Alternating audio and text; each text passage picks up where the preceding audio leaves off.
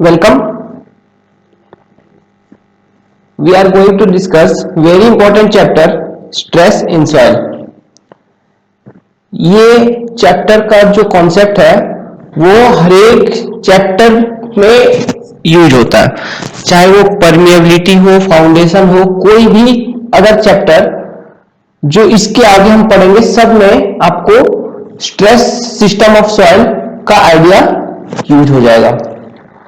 तो पहले ये समझ लेते हैं। देखिए, ये डायग्राम को बाद में देखेंगे, मैंने पहले से डायग्राम बना के रखा हुआ है समझने के लिए, लेकिन पहले मैं आपको बता दूं कि स्ट्रेस जो होता है सॉइल में वो तीन स्ट्रेस होता है, तीन टाइप ऑफ स्ट्रेस होता है। ये देखिए, टोटल स्ट्रेस,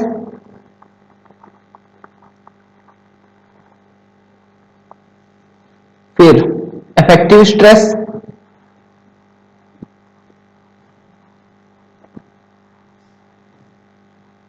फिर पोर वाटर प्रेशर, और इसे कहा जाता है हाइड्रोस्टेटिक। हाइड्रोस्टेटिक क्यों बोला जाता है वो भी बताएंगे। हाइड्रोस्टेटिक प्रेशर और स्ट्रेस, ये तीन टर्म्स हैं जो हमको समझने हैं इस चैप्टर के अंदर। ये तीन समझ गए तो पूरा स्ट्रेस सिस्टम समझ गए। अब देखिए, डिस्कस करते हैं टोटल स्ट्रेस को। यहां पर ये टोटल स्ट्रेस डिस्कस करने के लिए मैं ये डायग्राम बनाया, टोटल स्ट्रेस। यहां देखिए, मैंने एक सेक्शन बनाया हुआ है, एक्स एक्स सेक्शन, ठीक है। तो ये मान लीजिए ये ग्राउंड लेवल है और ये जमीन के ऊपर पेड़ पौधे वगैरह जिसका वेट सॉइल पर आ रहा है, तो ये मैंने दिखाया है क्यू वेट। तो ये जो वेट आ रहा है सॉइल पर ना, इसका नाम है सरचार्ज। सरचार्ज, ठीक है, ये सरचार्ज। तो ये सरचार्ज कैसे है? देखिए, ये मैंने बनाया, आपको क्रॉस सेक्शन बनाया हुआ है।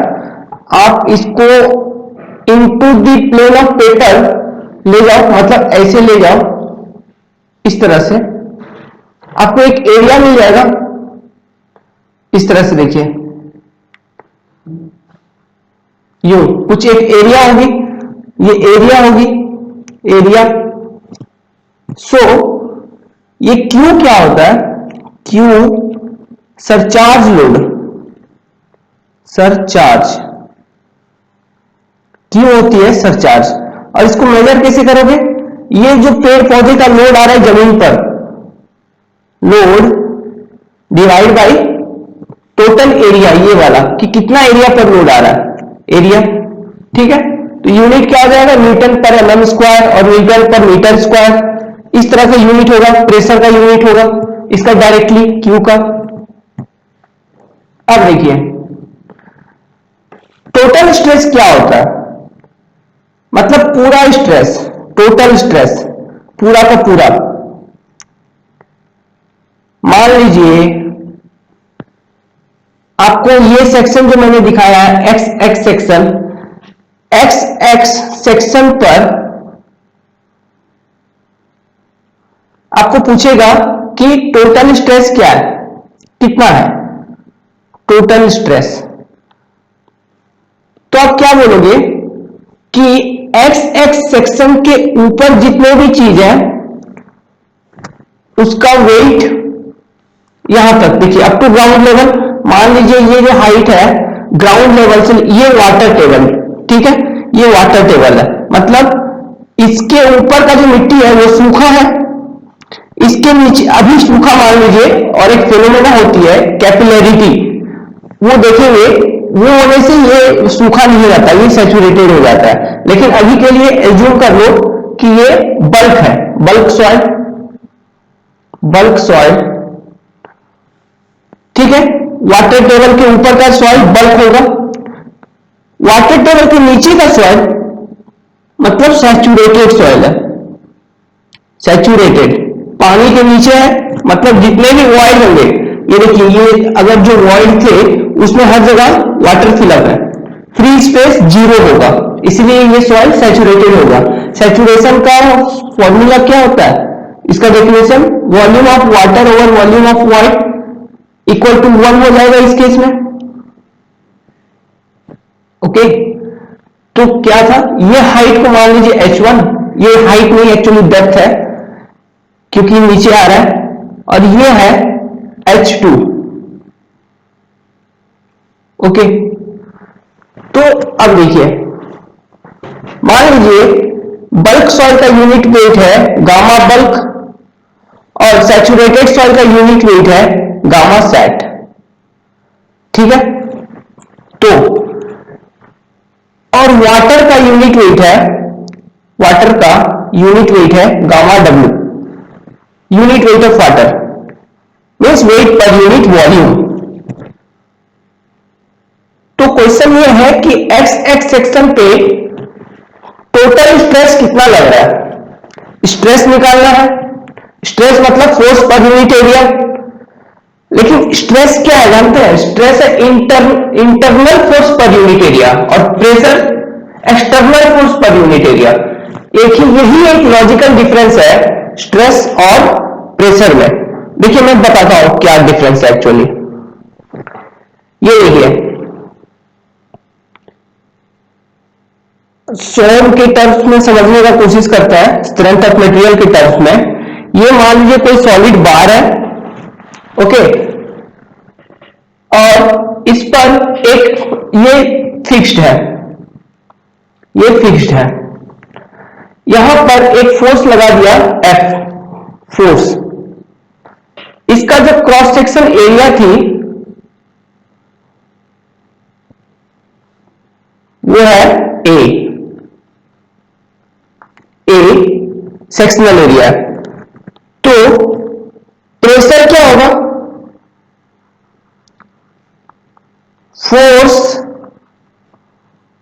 ओवर एरिया, ये F ओवर एरिया। अब इसका फ्री बॉडी डायग्राम बनाओ, कोई एक सेक्शन ले लो, सेक्शन कट कर लो, एक्स एक्स सेक्शन। अब देखिए इस सेक्शन पे कुछ इस तरह से होगी,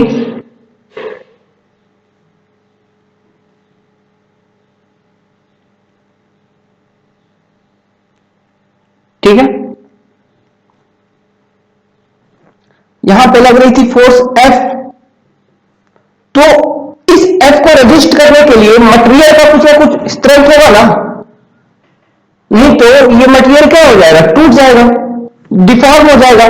तो इस F को रजिस्ट करने के लिए मटेरियल जो अपोजिट फोर्स लगाता है, यहां लगाएगा F, ओके, रिएक्शन लगाएगा, तो ये वाला F जो कि एक्सटर्नली अप्लाइड फोर्स के बराबर ही होगा, क्योंकि इक्विलिब्रियम कंडीशन, इक्विलिब्रियम इक्वेशन को यूज करते हैं हम लोग कि net summation F of X equal to 0, summation F of Y 0, summation M Z 0।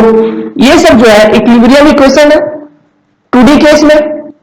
सो यही इक्वेशन को अप्लाई करिए तो इसके बराबर का एक फोर्स निकल जाएगा F, ये वाला। तो ये क्या है, ये रेजिस्टेंस है इस फोर्स का, तो ये वाला F ओवर ये cross section area,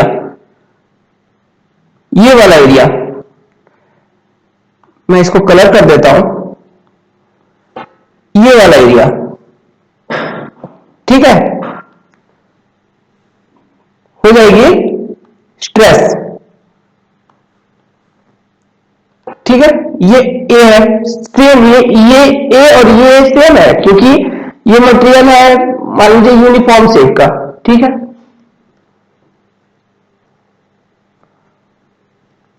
so this force over this is stress, मतलब stress is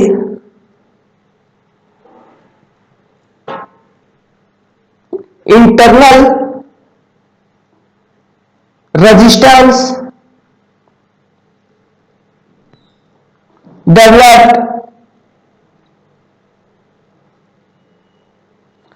by material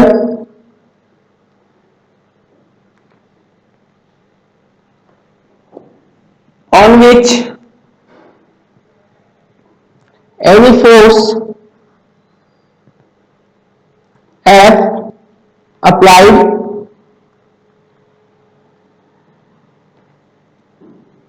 to in order to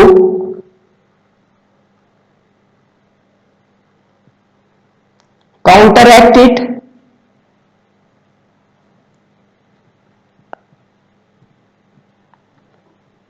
such that deformation is prevented. Okay, ये है स्ट्रेस। अब देखिए यहां पर ये जो एक्स एक्स सेक्शन पे टोटल स्ट्रेस का हम बात करेंगे, ये क्या होगा? वेट ऑफ मटेरियल या मटेरियल क्या है? Soil above X X section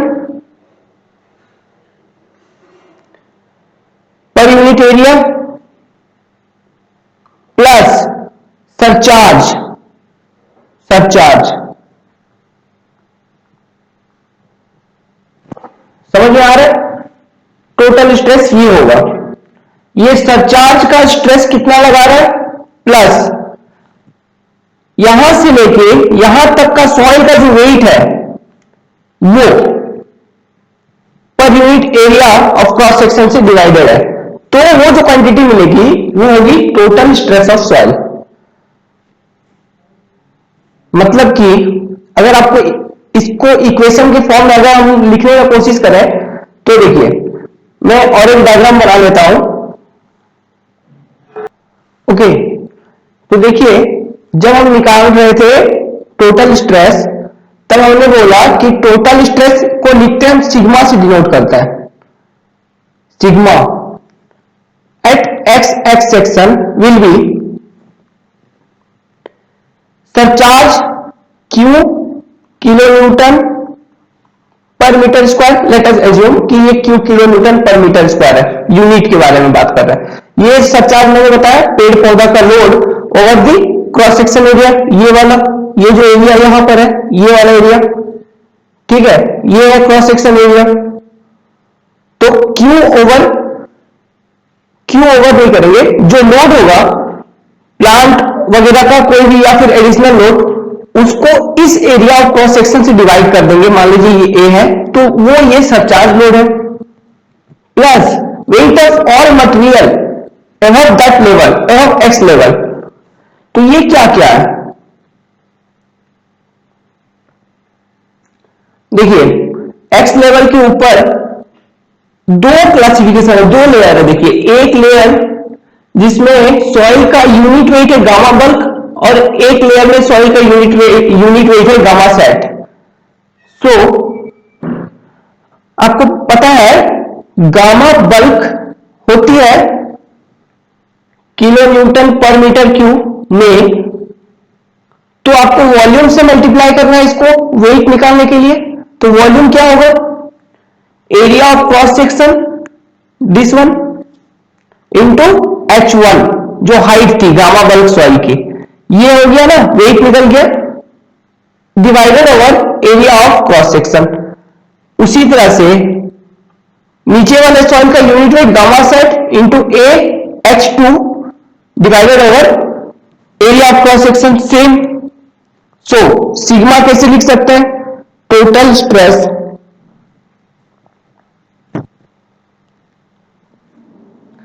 equals क्या होगा?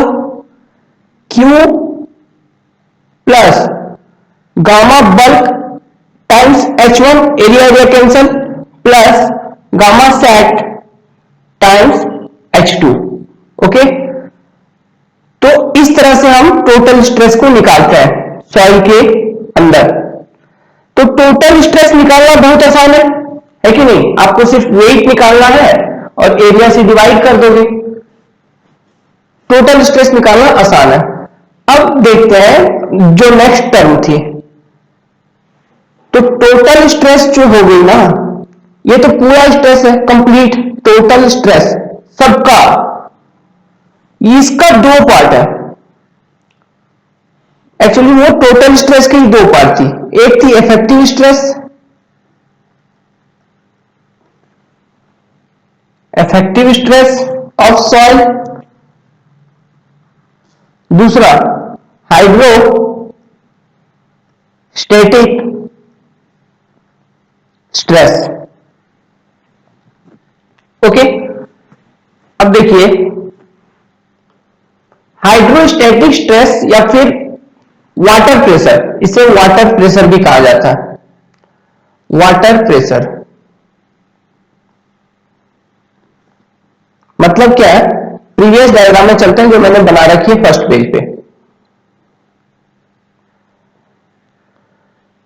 देखिए बिलो वाटर लेवल, जहां वाटर टेबल है, वाटर टेबल के बिलो सॉइल के जो पोर्स है उसमें वाटर है, तो ये सारे वाटर का वेट ले लो, ये सारे वाटर का वेट ले लो जितने भी पोर्स में है, डिवाइडेड बाई इसका जो क्रॉस सेक्शन एरिया मिलेगा, जो वो एरिया मैंने बनाया था उससे डिवाइड कर दो, तो एक प्रेशर मिलेगी ना, जो एक्स एक्स सेक्शन पे लग रही होगी वाटर सिर्फ वाटर के कारण, तो वो ही होती है वाटर प्रेशर।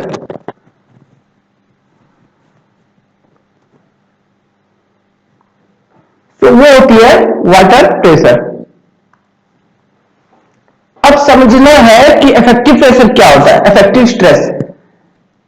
देखिए इफेक्टिव स्ट्रेस क्या होता है, मैंने बोला इफेक्टिव स्ट्रेस को लिखा जाता है सिग्मा डैश और वाटर प्रेशर को लिखा जाता है न्यू। तो टोटल स्ट्रेस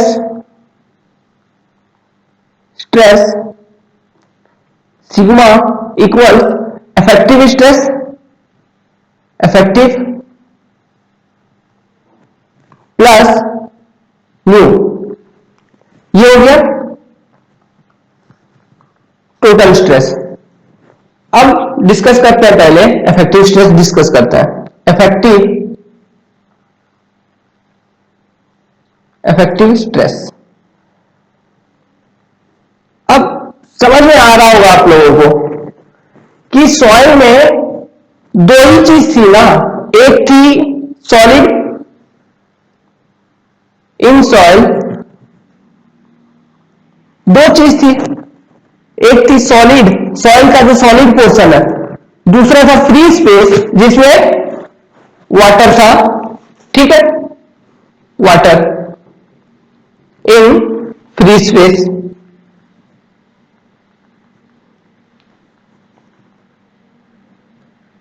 तो वाटर के कारण जो प्रेशर लगता है वो हाइड्रोस्टैटिक प्रेशर लगता है किसी एक सेक्शन पर। तो सिग्मा तो सिर्फ हाइड्रोस्टैटिक प्रेशर नहीं है ना, total stress is not equal to only hydrostatic pressure, इसमें और एक टर्म ऐड किया गया सिग्मा डैश। तो सिग्मा डैश जो इफेक्ट स्ट्रेस है सॉइल में वो किस कारण से होगी? Due to solid. Okay, so it is due to solid, soil solid,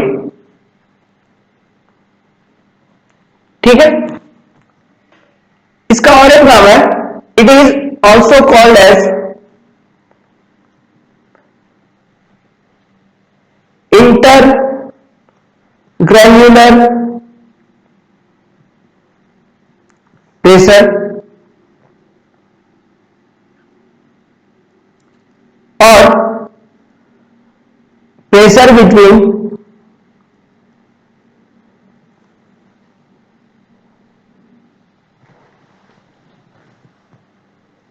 grain to grain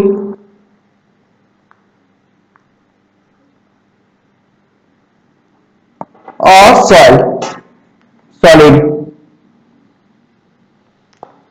देखिए इसको समझने का कोशिश करिए, ये क्या कह रहा है, pressure between grain to grain.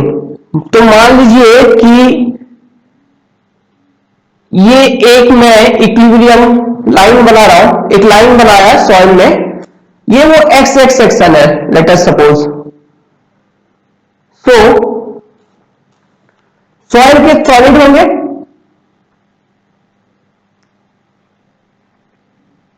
उसमें वॉइड स्पेस होंगे बीच में, जिससे सराउंडिंग वाटर फिल्म होगा, हाइड्रोस्कोपिक वाटर होगा, फिल्म वाटर होगा। तो देखिए कुछ इस तरह की होगी सॉइल ग्रेन एक दूसरे से अटैच्ड। तो ऊपर भी तो सॉइल है ना, तो वो एक नॉर्मल फोर्स लगा रहा होगा एंड इस डायरेक्शन में। तो ये जो सॉइल ग्रेन है,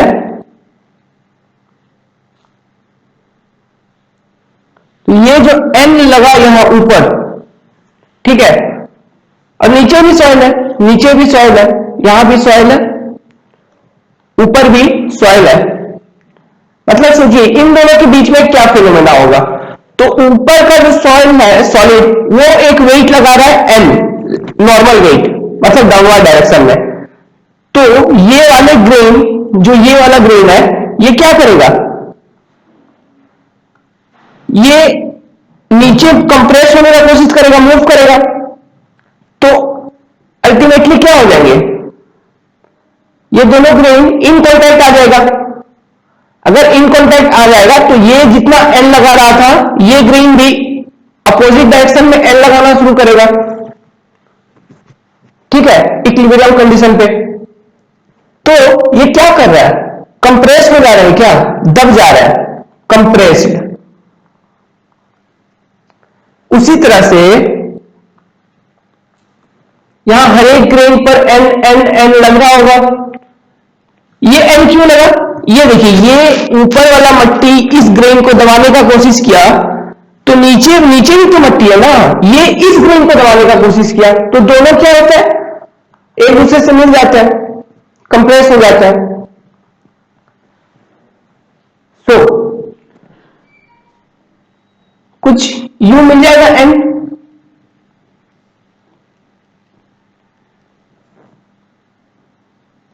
ठीक है, इस तरह से कुछ होगा। आप इसको कंप्लीट कर लीजिएगा। अब देखिए ये एन क्या है, नॉर्मल वेट है, ठीक है, और contact force between soil solid grains, यही तो ये एन, इन दोनों के बीच में जो कॉन्टैक्ट फोर्स है, ये जो कॉन्टैक्ट का एरिया है, इन दोनों के बीच में ये छोटा सा जो कॉन्टैक्ट पोर्शन होगा वो होगा एरिया ऑफ कॉन्टैक्ट, AC, ठीक है।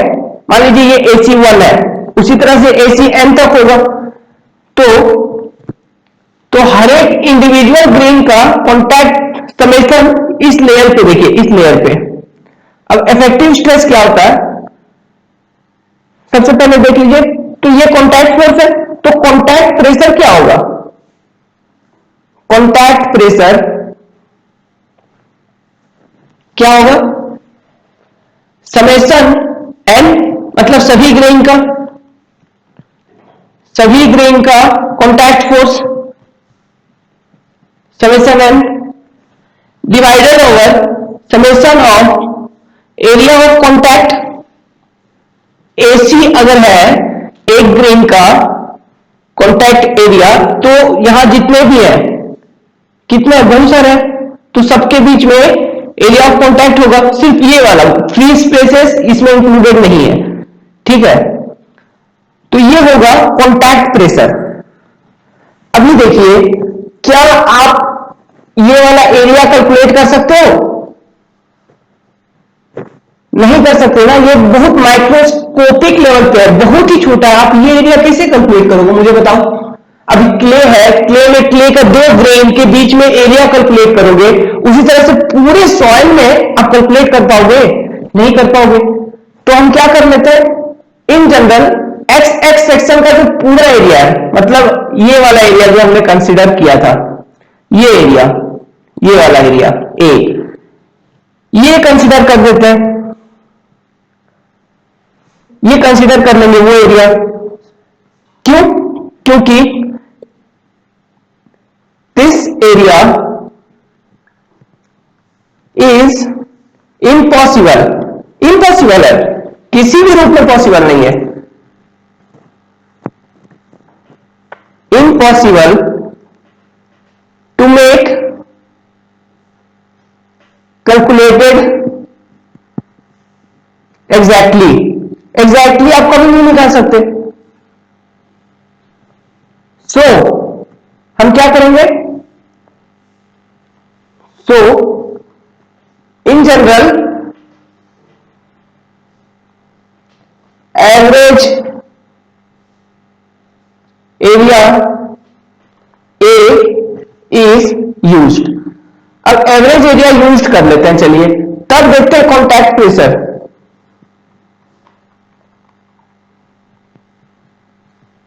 अब एवरेज एरिया ए लिया, कॉन्टैक्ट प्रेशर ऊपर का वही समेशन है, नीचे का ए ले लिया, मतलब मैं निकाल रहा हूं, इफेक्टिव स्ट्रेस निकाल रहा हूं। देखिए क्यों, कैसे निकाल रहा हूं, यहां समेशन ए ले लिया, तो ये मान लीजिए केस 1 है, तो इस केस का जो कॉन्टैक्ट प्रेशर का मैग्नीट्यूड आएगा, मान लीजिए ये x1 आया, x2 आ गया, मान लीजिए ये x2 आ गया, और प्रीवियस केस में x1 आई थी, तो बताओ कौन सा ज्यादा होगा? x1 will be greater than x2, क्योंकि area of contact will be, summation of area of contact will be far far lesser than actual average area, क्योंकि इसमें फ्री स्पेसेस आर इंक्लूडेड, मतलब वॉइड जो है वो इंक्लूड हो जाएंगे।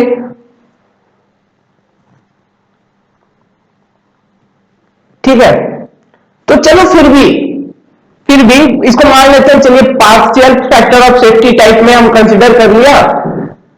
अब हम कैलकुलेट कर लेंगे, तो हमको अब क्या चाहिए, n चाहिए, समेशन n। क्या ये निकालना पॉसिबल है? समेशन n निकालना भी पॉसिबल नहीं है। सो सब एक प्रॉब्लम सॉल्व हो गई कि एरिया ऑफ कॉन्टैक्ट की जगह हम एवरेज एरिया ले लिए, तो अब फोर्स कितना वो भी हम नहीं निकाल सकते। तो summation n, it's calculation is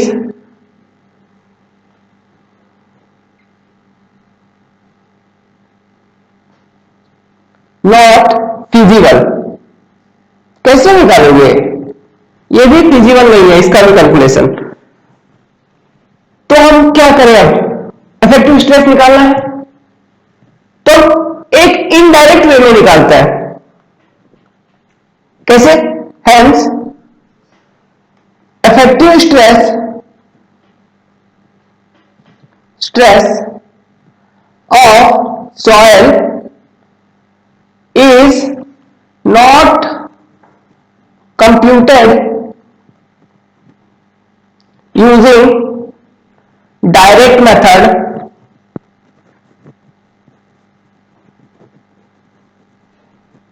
but it is determined by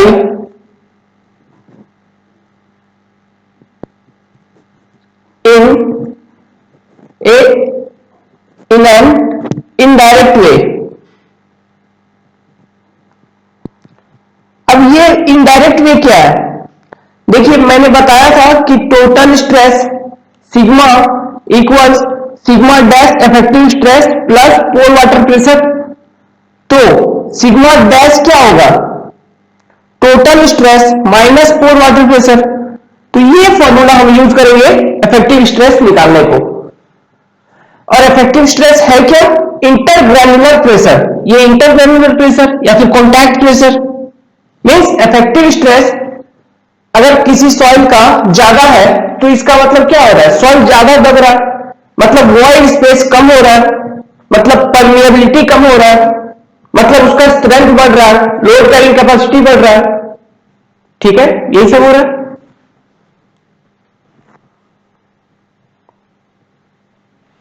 चलिए अभी लिख देता हूं जो बताया। So for a given soil, if sigma dash effective stress increases, then क्या क्या होता है। सबसे पहला, load carrying capacity of soil increases, void decreases, permeability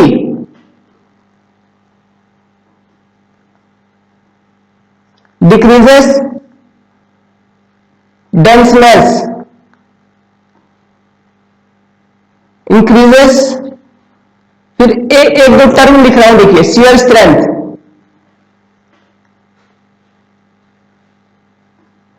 increases. अब शियर स्ट्रेंथ का ही एक डिडक्शन है जिसे हम कहते हैं बियरिंग कैपेसिटी, ये फाउंडेशन में पढ़ेंगे। Load bearing capacity, bearing capacity increases. ये शियर स्ट्रेंथ इंक्रीज क्यों कर रहा है, देखिए मटेरियल का डेंसनेस इंक्रीज कर जा रहा है। समझने के लिए मैं बता दूं, यहां देखिए, चलिए मान लीजिए ये कोई एक मटेरियल है और ये एक मटेरियल है, दूसरा नहीं, सेम मटेरियल है लेकिन अलग अलग स्टेट पता होगा। अभी देखिए इसमें जो मॉलिक्यूल्स है ना वो लूजली है, लूजली पैक्ड है। मतलब कि आप क्या करो, मट्टी को सिर्फ रख दो कहीं पे, उसमें कुछ नहीं करना है, उसको कॉम्पैक्शन नहीं करो, कंसोलिडेशन नहीं करो, कुछ नहीं करो, सिर्फ कहीं पे रख दो। और सेकेंड केस में ये होमो पूरा डेंसली पैक हो गया, अगर ठीक है पूरा डेंसली पैक हो गया, मतलब वॉइड वॉइड बहुत कम हो गया, खत्म हो गया, नील हो गया। अब शियर स्ट्रेंथ मतलब क्या होता है, काटना, मतलब शियर होना। इस तरह का कुछ फेल्यूर प्लेन बनना चाहिए, शियर हो जाएगा, ऐसा कुछ शियर। ठीक है, अब देखिए इसमें तो वॉइड पहले से है ना, तो फोर्स लगाएंगे आप जब ऐसे, तो ये अलग हो जाएगा, ये पार्ट अलग हो सकता है। लेकिन आप इस केस में जब फोर्स लगाएंगे तो ये इसका मटेरियल फोर्स लगाएगा, इसका मटेरियल भी फोर्स लगाएगा, रजिस्ट करने का इसका रेजिस्टेंस कैपेसिटी ज्यादा हो जाएगा, इसका रेजिस्टेंस कैपेसिटी कम हो जाएगा। यही है शियर स्ट्रेंथ, क्योंकि डेंसनेस इंक्रीज हो रहा है, इस केस में डेंसनेस ज्यादा, शियर स्ट्रेंथ को टाउ लिखता है, टाउ ज्यादा। इस केस में डेंसनेस कम, मतलब सॉइल दोनों के बीच में पहले से ही गैप है, मतलब वो पहले से ही टूटा हुआ है, तो लोग कम ही लोग पे टूट जाएगा। डेंसनेस लेस, टाउ लेस। ठीक है, तो इफेक्टिव स्ट्रेस बहुत काम का चीज है, आपको समझ में आ रहा है, ये अच्छा चीज है। सॉइल में इफेक्टिव स्ट्रेस ज्यादा होना चाहिए, क्योंकि ये देखिए क्या क्या चीज, वॉइड कम कर लेता है, डेंसनेस इंक्रीज करता है, मेन तो ये हो गया ना, shear strength bearing capacity increases. तो यही तो हमको चाहिए एक सॉइल इंजीनियर के नाते, कि सॉइल में यही दो हो, क्योंकि हमको स्ट्रक्चर बनाना है सॉइल के ऊपर, तो हम चेक करेंगे उसका बियरिंग कैपेसिटी कितना है, क्या वो सॉइल एडिक्वेट है हमारे यूज के लिए या नहीं, ये हम पता लगाएंगे इफेक्टिव स्ट्रेस से। तो सोच लीजिए ये चैप्टर कितना इंपॉर्टेंट है। यही कारण है कि इससे बहुत सारे क्वेश्चन आते हैं, भरे पड़े रहता है। तो अब देखिए, अब एक कौन बच गया, हाइड्रोस्टैटिक प्रेशर। इसके बारे में मैंने फर्स्ट डायग्राम के थ्रू बताया था, अभी थोड़ा डिटेल में बता देता हूं। Hydrostatic pressure,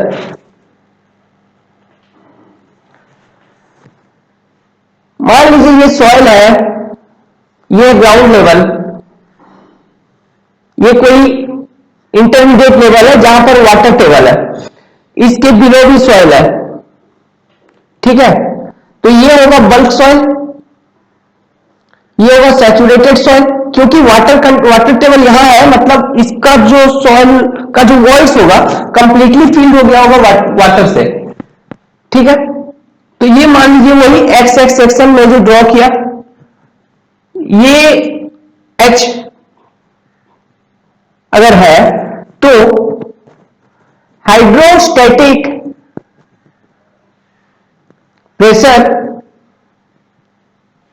eight X x level, अगर आपको निकालना है तो आप चेक करो कि एक्स एक्स लेवल से कितना हाइट तक वाटर टेबल है, मतलब कितना हाइट पे वाटर टेबल है, वो height into unit weight of water.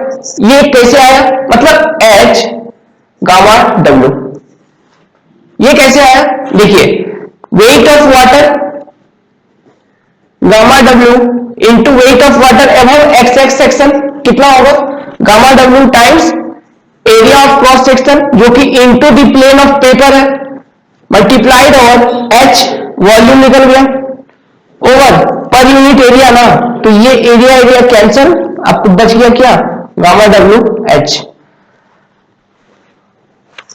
ठीक है। ये है hydrostatic pressure.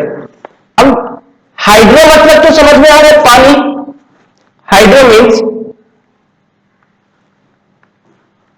Hydro relates to water, static मतलब क्या हुआ, स्टैटिक मतलब स्टिल का मतलब क्या हुआ कि जब हम हाइड्रोस्टैटिक प्रेशर निकाल रहे हैं तो it is assume that water in soil is not flowing, that is still का मतलब ये हो गया water in soil voids are not flowing, उसमें पानी का बहाव नहीं हो रहा है मट्टी से, मतलब क्या कि पानी से मट्टी बाहर नहीं निकल रही होगी, स्टिली केस है, स्टिल है, हम velocity of flow of water through the voice negligible मान लेते हैं यहां इफेक्टिव स्ट्रेस कैलकुलेशन में। आगे देखेंगे परमिएबिलिटी में कैसे वॉइड के बीच से पानी निकल जाती है, ठीक है, लेकिन यहां पर नेग्लिजिबल ले लिया, यही केस है कि water and soil voids are not flowing.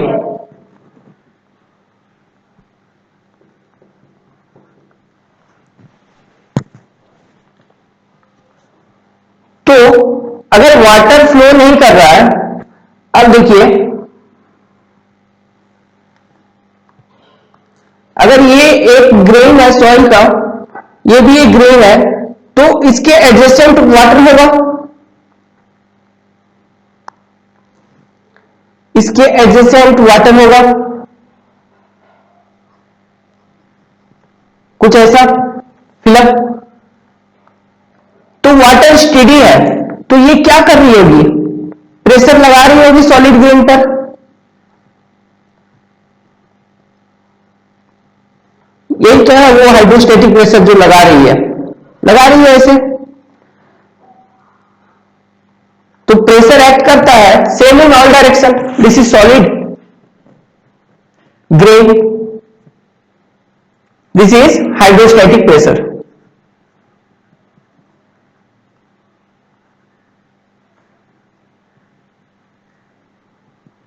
सो अब देखिए इस केस में आपको दिख रहा है नेट फोर्स है कुछ सॉलिड ग्रेन पर, मतलब सॉलिड ग्रेन का मूवमेंट हो रहा है, कुछ नहीं हो रहा है ना, क्योंकि प्रेशर चारों बगल से, ये जो ओवरऑल चारों बगल से जो प्रेशर है इन इक्विलिब्रियम है, in equilibrium.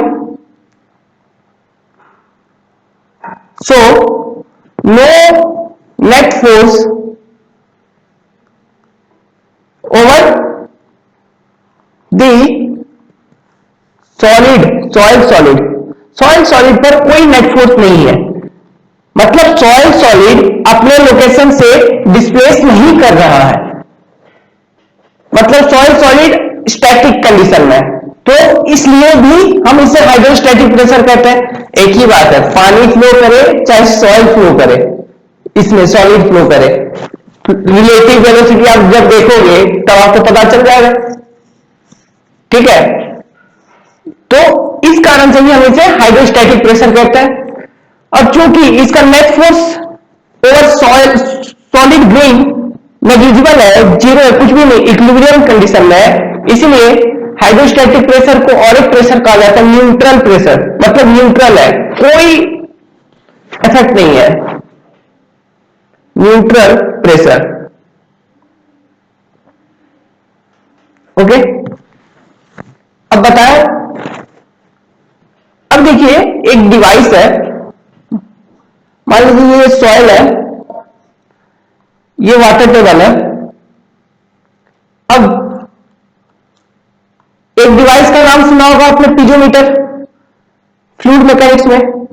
अगर आप पीजोमीटर यहां पर इंसर्ट करोगे ना,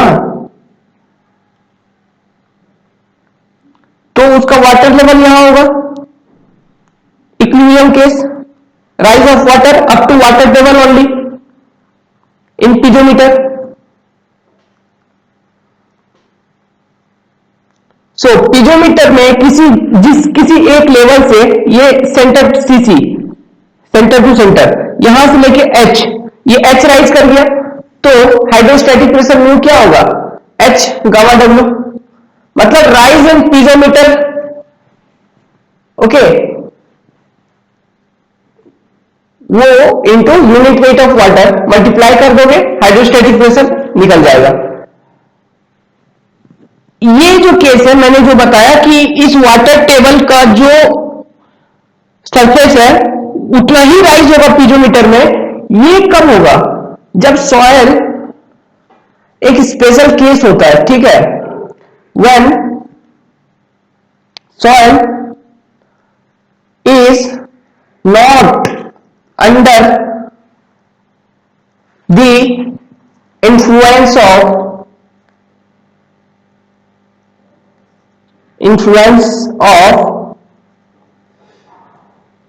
आर्टिशियन प्रेशर। ये आर्टिशियन प्रेशर क्या है, ये कांस्टेंट होती है, मतलब जैसे यहां पर H गामा डब्ल्यू होगा ना हाइड्रोस्टैटिक प्रेशर, लेकिन अगर कॉन्फाइंड होगा, देखिए क्या मैं बता क्या रहा हूं, देखिए अगर इस तरह का कोई कंडीशन है, ठीक है, यहां पे सॉइल है अंदर में, और ये कोई परत है इम्परमिएबल है, मतलब इससे कुछ पास नहीं हो रहा है,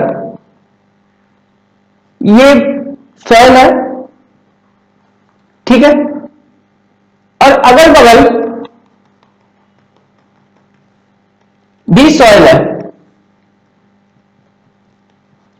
ठीक है।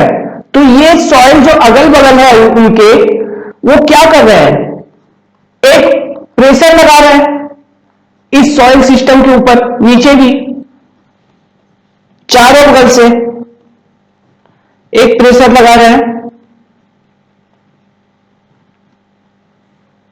कुछ ऐसा होगा। मान लीजिए आप ये प्रेशर को मान लीजिए 30 है, ठीक है, 30 किलो न्यूटन पर mm पर मीटर स्क्वायर है ये प्रेशर। सो राइजिंग, अगर आप अब कहीं किसी एक लोकेशन पे क्या करो, पीजोमीटर लगा के देखो कि राइज कितना होगा। मान लीजिए मैं यहां पे पीजोमीटर 1 लगाया, ठीक है, यहां पर लगाया, यहां पर लगाया। सो अब देखिए H gamma W 30 kilo newton per metre square है यहां पर। तो गामा W कितना हो जाएगा, सॉरी H राइज कितना होगी, राइज का रिकॉर्ड कितना होगा, गामा W को 10 ले लो तो 3 हो जाएगा, H इक्वल टू 3 मीटर।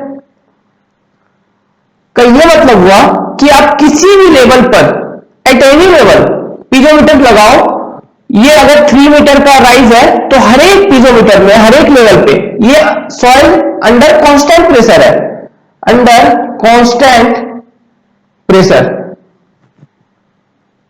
तो इस तरह का जो प्रेशर होता है उसे आर्टिशियल प्रेशर कहते हैं, ठीक है। तो अगर सॉइल किसी एक आर्टिशियल प्रेशर के अंदर है, आर्टिशियल हाइड्रोस्टैटिक प्रेशर है, तो इसका मतलब क्या होगा कि वो प्रेशर किसी भी लेवल पर सेम होगी। तो ये पीजोमीटर में एक ही राइज होगा 3 मीटर का, ठीक है। ये है कॉन्सेप्ट आर्टिशियल प्रेशर का।